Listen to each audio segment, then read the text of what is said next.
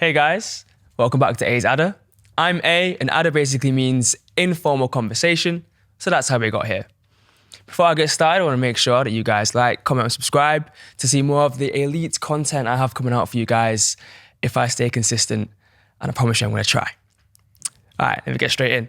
So, obviously there's no guest today, as you can tell by the title, and if you're watching on YouTube, as you can see here in this lovely, lovely, lovely set I have now acquired for myself. But solo episode today. Had some topics that you guys kind of referred to me to talk about. A lot of it to do with myself. So I thought maybe I could reveal a little bit more about myself personally over the course of these next kind of 30 to 40 minutes. Just to give you guys some insight into my own experiences and see what you guys think, if you guys can relate or not. So the first thing I got asked is a very good question. I quite liked it actually. It's someone asked me one thing that I want to experience in life. Crazy question because there's a lot I'd say I want to experience in life, and I'm sure you guys can relate. But what kind of comes to mind first is probably having a family. Now, I come from a massive family. I'm African, so that's kind of just inherent in our nature. And I like the idea of being able to be with said family, especially having my own family. I think it's just an incredible experience. I think being able to raise kind of your own son or daughter and just seeing them develop and grow into the person that you've kind of helped nurture and help them become in a sense. Obviously, credit to them, they'll do it themselves, but I'm going to be an awesome parent, so I'm going to make sure I take credit for a lot of the good things and good qualities that they end up having. I think family nowadays is also kind of not misunderstood, but maybe neglected a tad. Just because I think a lot of people end up kind of focusing on career over family and kind of having not necessarily a marriage, but a partner and then the kids coming after, or whichever kind of way around you want to do it. I think personally, maybe it's religious reasons, maybe it's just personally what I like when I see a family. For me, getting married, having a family of my own is definitely something I want to delve into. I'm going to try and no Project Mbappe, no Project Pele or whatever, if it's Mariah Carey, whatever it might be, just straight vibes and try to be the best parent I can be. Family is underrated. Family is, I think now, quite underappreciated. The reasons for that, that's for a different episode with a guest. Probably something to make a note of for myself, to be honest. And I want to make sure I have my own, nurture them, cultivate a cool kind of culture and leave a legacy.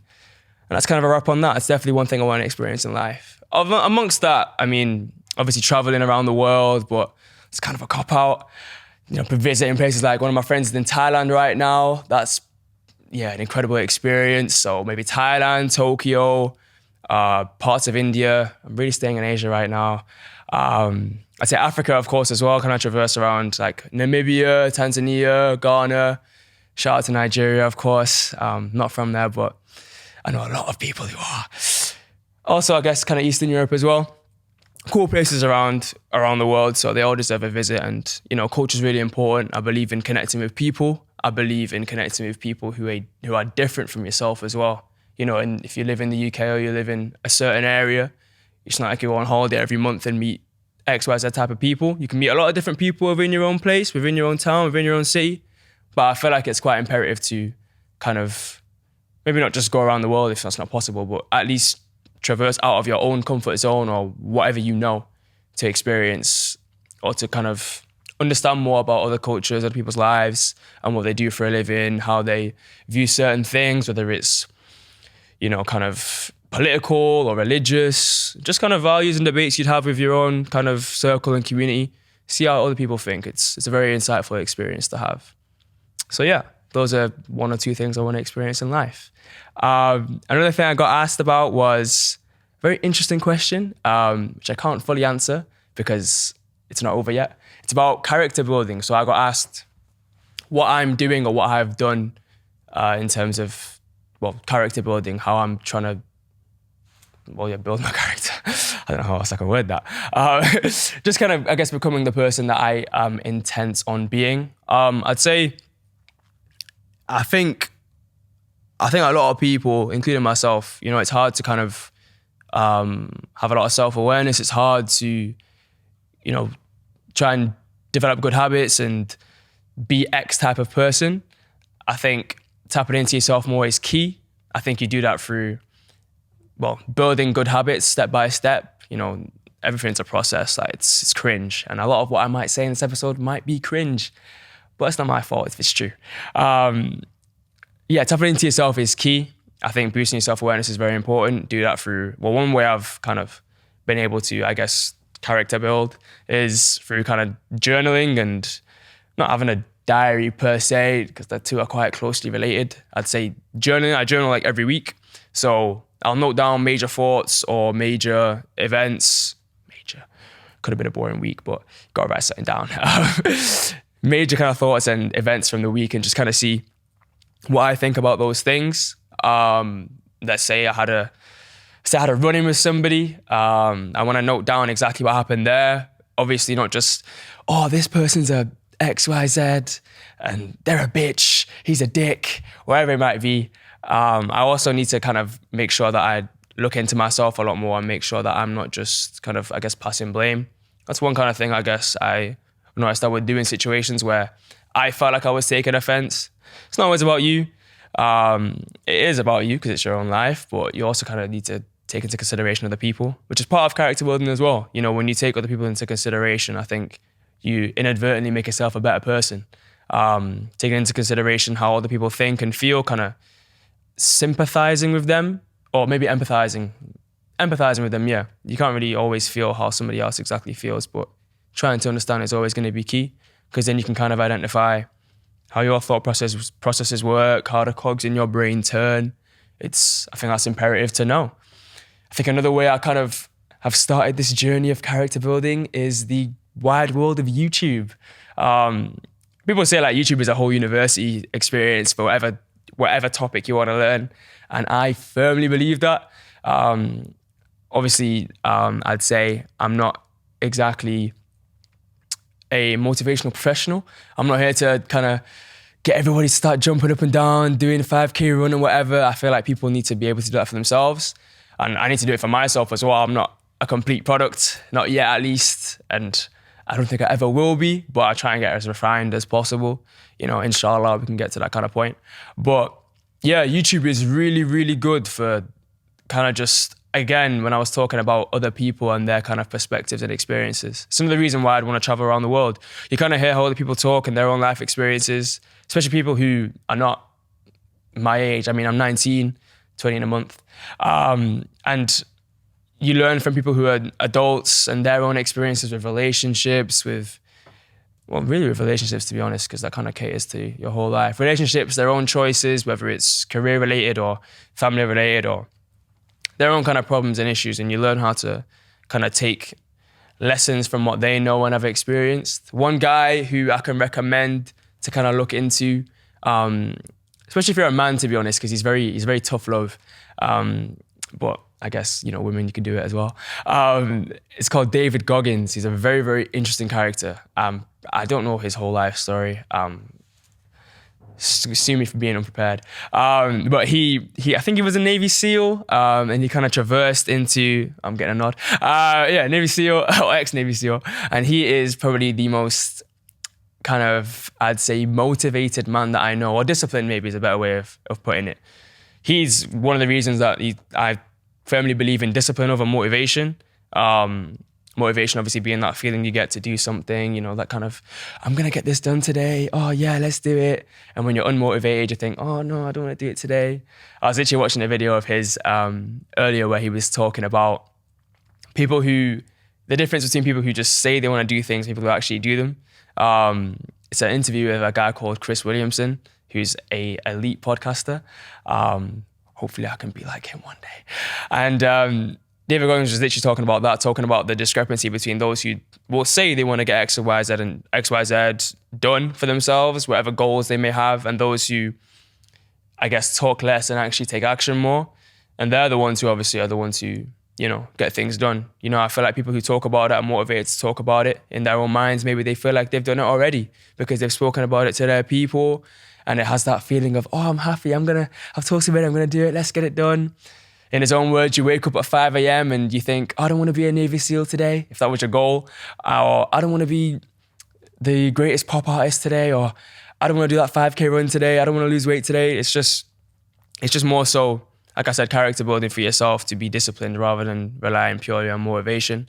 one thing I've learned for myself.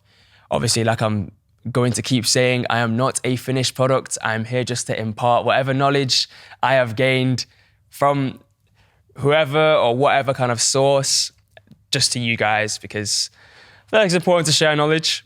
I guess that's also another part of character building. You can't keep everything to yourself. It's selfish and it'd be unfair. And I am neither of those things, I hope, and I hope I never will be. Character building is obviously very important. I think also in terms of with YouTube as well, you can take lessons from people who, like David Goggins, who will kind of give you insight into how you should operate or how you can better operate. You can also learn from YouTube about how not to operate. And that is very good for character building because you know what not to do so you don't become the person you're seeing. You know, there's probably hundreds of examples online about people who you think are just complete idiots, and yet you'll do similar things to them, whether you're in conversation or whether it's outside doing your own thing. You just kind of trotting along, maybe not realizing, making X, Y, Z mistakes. Obviously, none of us are perfect, and that's great. But what's better than just kind of accepting your own faults is accepting them and then trying to work on them, you know? And like I said, like the example of YouTube, it's an online social media kind of video sharing platform where people talk about their lives, they post about their lives, and you can kind of see the kind of life you want to live and the kind of life you do not want to live. I think learning from other people is probably one of the best ways to learn. You know, people say history is the best teacher, right? So history, I can definitely agree and relate to that. You know, I have a lot of people in my life who are older than me, who have talked to me or who, you know, kind of, I guess, often speak to me about, like I said, relationships or kind of career choices and motivations or ways they handled things. And the best part about having those conversations is, well, probably two things. One, hearing their perspective, because as humans, you know, we're kind of built to connect with other people. As much as you might be an introvert, you still probably will enjoy connecting with people when you have those conversations. And two, taking away, you know, their message, you know, when they say don't do X and Y because they didn't do X and Y, you probably shouldn't do it. Easier said than done. You know, I think trial and error is very important. Another good part of character building.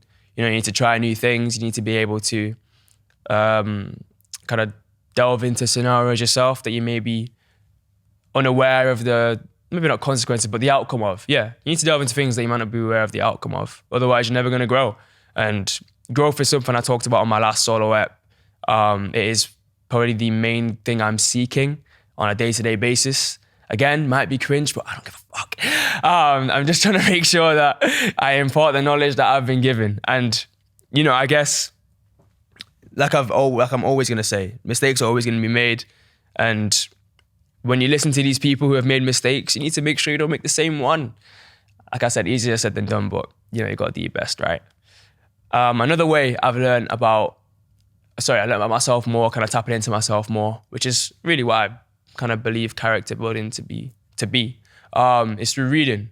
I used to hate reading books, especially, just books in general. Unless they were kind of textbooks for A-levels and stuff. I did economics, French and maths. Don't assume that I'm intelligent until you meet me. I did enjoy reading about economics, to be fair. That's probably the only book I could say I was reading up until about last year. And I even went back over it because I really enjoy that subject.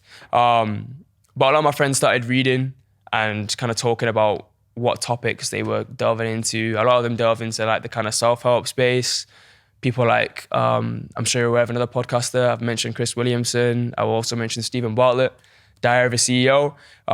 He has a book, which I've read, even though I've forgotten the name of it. Happy Sexy Millionaire or something. And it's a good book. There's another one called Atomic Habits, which I've read. That's another very good book talking about, atomic obviously meaning the smallest kind of particles you have in the, I don't know about science, actually. I'm not even going to delve into that. Smallest particles in the universe, let's say. And relating them to habits in terms of doing small things every day or on a consistent enough basis to build them up into, you know, cataclysmic habits that will obviously benefit your life in ways you may notice and ways you may not notice. Two books, Atomic Habits and Happy Sexy Millionaire. do not let the title throw you off. It sounds dodgy as hell, but it actually is a really good read.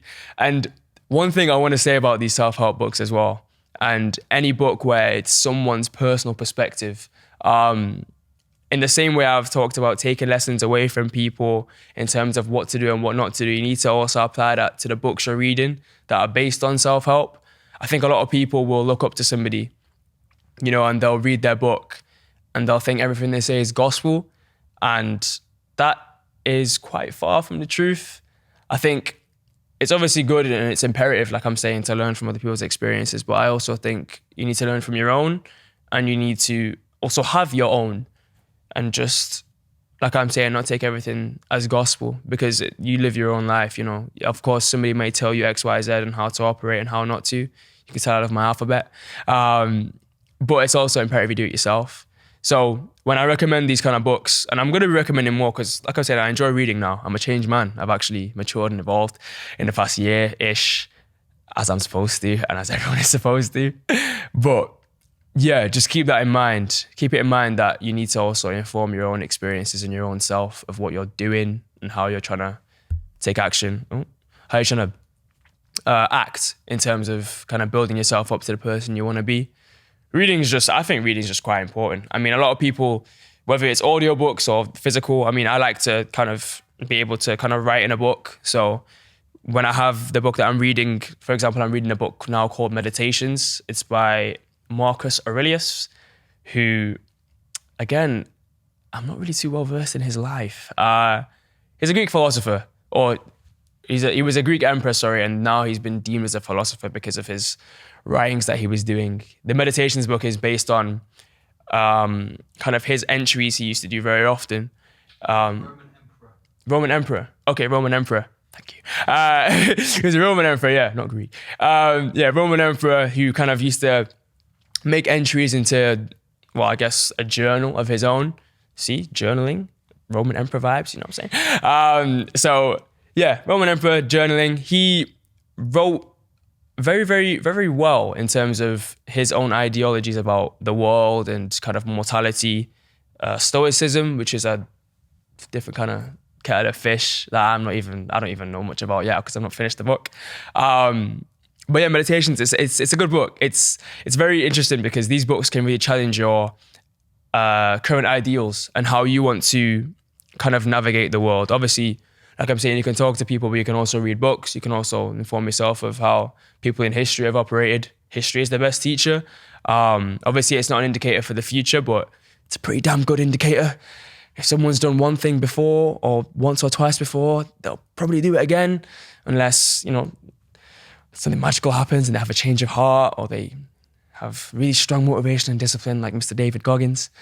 With Marcus Aurelius, it's just interesting because he really challenges what you think you know about the world that you're living in. So I'm only a few pages in and I'm not a book reviewer by any means or any way, shape or form. Although shout out to them people because reading books is like it's like an Olympic sport. It's hard to find the discipline to keep it going every single day. But like I'm saying, Atomic Habits, Build Good Ones, Cataclysmic Effects, right? That's another book I recommend actually, yeah. Marcus Aurelius' book. It's very, very interesting. Very, very challenging for somebody who, especially if you think you know it all, you really don't. In terms of like your opinions on life and the meaning of it all, or whatever you think life is, whatever way you perceive life to be, he will definitely put a few ideas in your mind that will make you question yourself. And that's key. You got to question yourself. Another aspect of character building, you got to question your intentions to do things and your thoughts. Obviously, it's one thing to kind of question yourself, and it's another thing to have self-doubt and anxiety about the kind of decisions you make. None of us are perfect, even me. Big man on the camera, I am partially insecure about things, yeah, crazy. But yeah, I'm not the best of us. I guess I'm trying to be, that's kind of my aim. But like I'm saying, it's one thing to question yourself and it's one thing to have, crippling self-doubt and anxiety. I think questioning yourself is more so related to your incentives to do things. So why are you incentivized to make that shitty comment about X, Y, Z? Is it something to do with you, something to do with them? Do you not like them? Question yourself. I wouldn't necessarily question yourself if you want to get out of bed and go and shower. Obviously, that's a completely different kind of fish, but and it's an exaggeration. But you know, people can have different kind of levels of insecurity and anxiety, I guess. I think when it comes to questioning your incentives, you really end up learning a lot more about yourself. And that's what I do in my journal. Like I'm saying, I actually should have added that. I note down what happens and I also note down my thoughts and I question myself as I'm writing. In a way, I'm kind of writing my own meditations because he talks a lot about himself. Marcus Aurelius, the Roman emperor, talks a lot about himself and his own life and the people he's met and situations he's had. Maybe not in incredible amounts of detail, because the history is there itself. I mean, he records his own kind of perspective and other people record the actual facts about his life and the history bit that I skipped over at the start of the book because that doesn't matter to me. But with that, you've got to make sure you know who you are, how you operate and why. You know, there's a reason the cogs in your brain turn the way they turn. And I think it's crucial to know because otherwise, how are you going to adapt the way you think if you don't know how you think? And again, that might sound cringe, but it's just true. I mean, if I compare myself to how I was maybe mid-COVID, let's say, obviously I was younger. I'm still young now, unless you're younger than me watching this, then fuck you. But still young now and I've got a lot to learn, of course. So I'm just on this journey, on this path, questioning myself and why I do certain things and kind of just trying to strengthen my mind, body and soul, I guess, in a sense. And I think that's all really key to character building. And I think that is what character building is. You know, it's tapping into yourself more and strengthening yourself to be the person or the character that you wish to be. What else could I say? I mean, there's other things you can do to stay in touch with yourself. I think, you know, staying close to family. Obviously, family is a tricky one because, you know, everyone has different situations with their aunties, uncles, mums, dads, brothers, sisters, Funny enough, I only have my mum. I live with just her. I don't have any siblings. I'm an only child. Some of you will gasp when you hear that. Some of you will be like, oh, it makes sense. He's a chatty motherfucker. Rah, rah. Either way, yeah, I grew up with just my mum. Family ties are real strong. I love my family. And one day I hope to be able to provide for them in any kind of way, whether it's financial or in my time or resources, whatever it might be. And I think staying close to people you love, like I said, I mentioned family and staying close to them, but also your friends, those who you find inspiring. People like David Goggins for myself or Chris Williamson or Stephen Bartlett, taking my inspiration from different people and trying to mold it into the character that I want to become. You know, it takes time to find your identity and find out who you want to be. And I'm still finding it out now. I guess I'm finding it out also through the podcast I'm recording because, you know, a lot of people say a lot of things on these kind of episodes. I've not done too many so far. I think this will be episode 9. And I'm just learning more about myself and more about the people who I interview and people in general, you know. We're not all that different, you know, as humans. It's just crazy to think about. A lot of us operate the same way, in a sense. We all have the same kind of genetic workings, I guess. No one's a superhero, although some of us might try to be. I know I am. But, you know, we're all quite similar in a way. And I think the more you tap into yourself, the more you engage with other people, whoever they may be, whether they're here or thousands of miles across the world, you'll end up learning a lot more about yourself and building that lovely character that I know you want to build. But yeah, that is, I guess, how I went around character building. Kind of leads me into my next kind of segment, which is kind of funny. I got asked about my high school experience and my thoughts. I want to start off by saying I loved high school from what I remember of it. My memory, if you know me, is horrible. Not that I am just out here misquoting events, but more so I'm out here not even remembering that they happened. Somebody will tell me a story and I'll be like, wow, was that really in year 8 or 9? Oh wow, I never knew. It's crazy. But from what I remember, I think about high school and I smile. I think it is the main reason, or one of the main reasons, let's say, you know, you get influenced by a lot of different factors, that I am who I am today. I think because I went to high school on the other side of the city from where I was living, I met a whole different bunch of people. And if you know where I'm from, you know the type of people who I would have been growing up around. And I will tell you, they were not affluent, necessarily quite nice, or just certain types of people. You know, when I got lucky enough to get a decent scholarship and bursary to go to a private school on the other side of my city. And like I'm saying, positive experience because I met so many different people. I think, like I've been saying about character building, meeting different people is imperative. And they kind of informed the kind of mentality I have towards others and towards things now. You know, I met people who are millionaires or whose parents are millionaires who buy shit for fun and like they don't care. And then I'll be looking like, what are you doing? I mean, I'd be out with, let's say, I remember maybe between like year 10 and 12-ish, my kind of close friendship group would, you know, you might even eat lunch together and somebody just didn't finish their food. That's just something I would never do, for example. I'm not hating on these people, but Luigi. But like, you just know that you're living a different life to them. Or let me not hate on Luigi, but other people as well. You know, it's just, you're living a different life and you kind of wonder how they operate and how they think because of the life that they've lived while growing up and whatever. But like I'm saying, you know, when you're around, like I'm saying, I'm not a millionaire and my mum is not a millionaire. When you grow up around those kind of people, it just kind of gives you a different insight into life and how, in a way, how life can be if you do X, Y, Z. If you work hard and you're disciplined and not motivated, you'll become a millionaire if that's what you really go for.